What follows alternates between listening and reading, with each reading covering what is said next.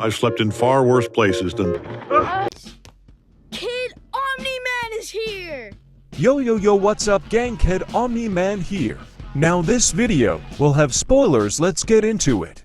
Now in comics, Atom Eve learns she's pregnant and later gets an abortion. And recently this got adapted in season for episode 3.